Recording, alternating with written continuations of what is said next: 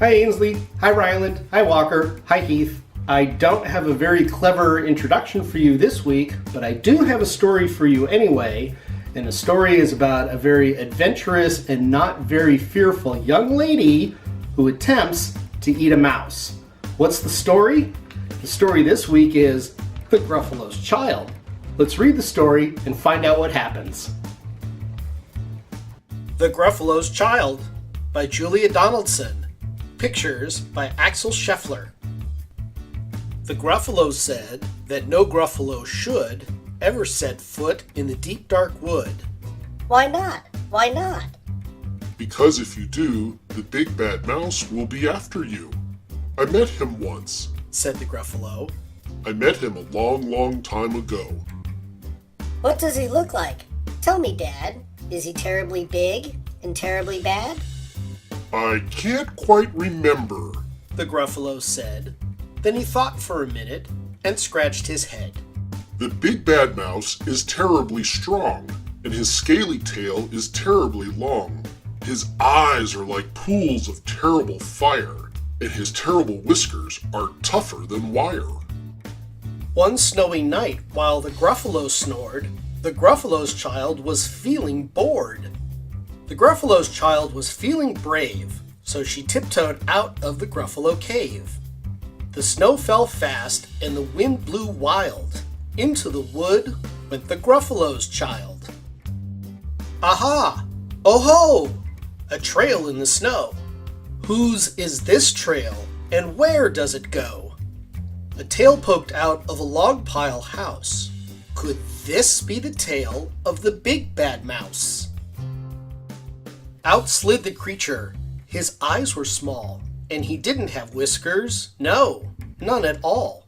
You're not the mouse. Not I, said the snake. He's down by the lake, eating Gruffalo cake. The snow fell fast, and the wind blew wild. I'm not scared, said the Gruffalo's child. Aha! Oh-ho!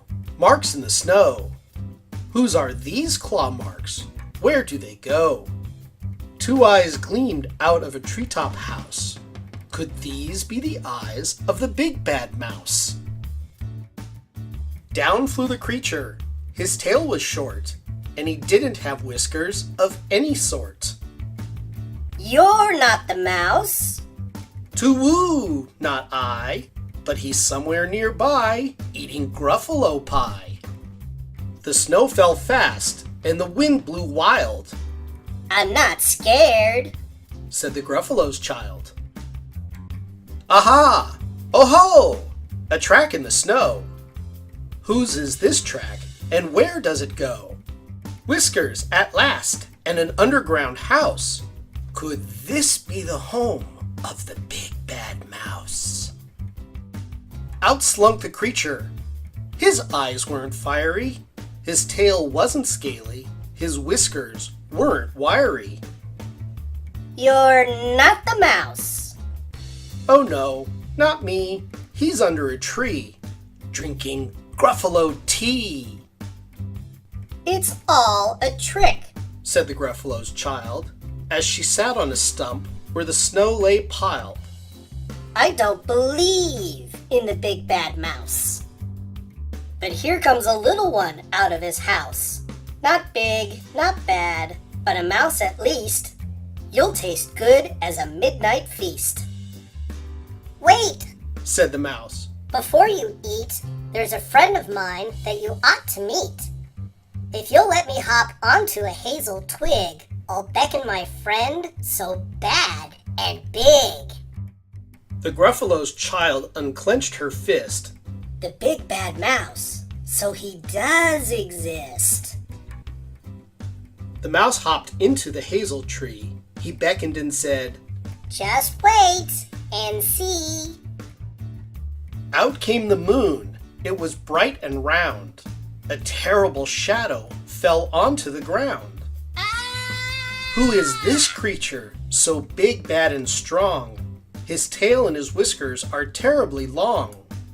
His ears are enormous, and over his shoulder he carries a nut as big as a boulder. The big bad mouse! yelled the Gruffalo's child. The mouse jumped down from the twig and smiled. Aha! Oh ho! Prints in the snow. Whose are these footprints? Where do they go? The footprints led to the Gruffalo cave, where the Gruffalo's child was a bit less brave. The Gruffalo's child was a bit less bored. And the Gruffalos snored and snored and snored. And that's the end of our story. See you next time.